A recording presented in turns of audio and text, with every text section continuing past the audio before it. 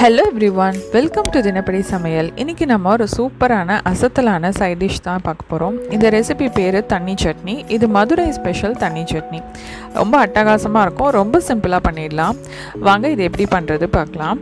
நான் இன்னைக்கு ஒரு அரை மூடி அளவுக்கு தேங்காய் எடுத்திருக்கேன். அதை விட கொஞ்சம் ஜாஸ்தியாக பொட்டுக்கடலை எடுத்துக்கோங்க.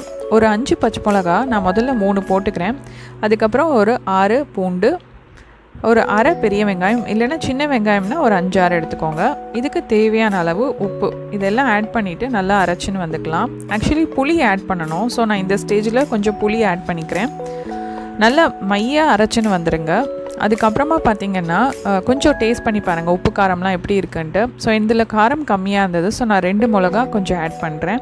தண்ணி சட்னிங்கிறதுனால நல்லா காரசாரமாக இருந்தால் தான் நல்லாயிருக்கும். ஸோ இப்போ இதை ட்ரான்ஸ்ஃபர் பண்ணிவிட்டு இந்த மிக்சியை 1 கப் தண்ணி விட்டு நல்லா அலம்பி எடுத்து இதுலேயே விட்டுக்கலாம். ஏற்கனவே அரைக்கரைச்சே 1 கப் தண்ணி விட்டுருக்கேன். இப்போது மிக்சி அலம்பின தண்ணி 1 கப்பு. ஸோ இந்த கன்சிஸ்டன்சியை விட தண்ணியாக இருக்கணும் இல்லையா, அதனால் இன்னும் 1 கப் அளவுக்கு தண்ணி. ஸோ 3 டம்ளர் தண்ணி நான் விட்டுருக்கேன். இப்போ பாருங்கள் இந்த கன்சிஸ்டன்சியில் இருக்கணும். அப்போ தான் இந்த தண்ணி சட்னி ரொம்ப நல்லாயிருக்கும். இப்போ இதுக்கு நம்ம தாளிக்க வேண்டியதுதான். ஆக்சுவலி இது மதுரையில் ரொம்ப நல்லாயிருக்கும். எல்லா ஹோட்டல்லையுமே மோஸ்ட்லி கிடைக்கும். இதோட வாசனை அவ்வளோ நல்லாயிருக்கும். எல்லாத்தோடையும் சூட் ஆகும் இது. இப்போ வாங்க இதை தாளிக்கிறது எப்படி பார்க்கலாம்.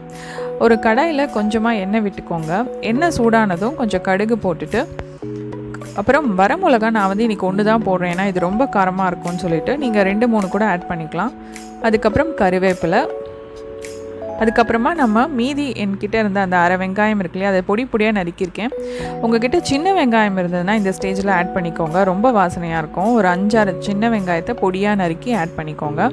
அதுக்கப்புறம் பெருங்காயம், அப்புறம் ஆரம்பத்திலே உளுத்தம்பருப்பு போட்டிருக்கணும். ஸோ உளுத்தம்பருப்பையும் போட்டு எல்லாம் பொன்னிறமாக வந்தோடனே இந்த சட்னியில் போட்டுற வேண்டியதுதான்.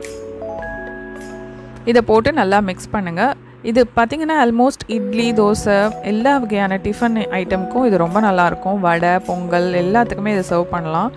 ரொம்ப வாசனையாக இருக்கும். ரொம்ப டிஃப்ரெண்ட்டாக இருக்கும். கண்டிப்பாக நீங்கள் இதை ஒரு நாள் ட்ரை பண்ணி பார்த்துட்டு எப்படி வந்ததுன்னு எனக்கு ஃபீட்பேக் சொல்லுங்கள். தினப்படி சமையல் சேனல் உங்களுக்கு பிடிச்சிருந்ததுன்னா கீழே இருக்கிற சப்ஸ்கிரைப் பட்டனை கிளிக் பண்ணிவிட்டு பக்கத்தில் பெல் ஐக்கான் இருக்கு இல்லையா, அதை கிளிக் பண்ணுறச்சே ஆல்ங்கிற ஆப்ஷன் இருக்கும். அதை செலக்ட் பண்ணிங்கன்னா தான் நான் அனுப்புகிற வீடியோஸ் உடனே உங்கள் நோட்டிஃபிகேஷனுக்கு வரும். அதே மாதிரி உங்கள் ஃப்ரெண்ட்ஸ் கூடயும் இந்த ரெசிபியை ஷேர் பண்ணிக்கோங்க. இன்னொரு ரெசிபியில் நான் உங்களை சந்திக்கிறேன். டேக் கேர், பாய்.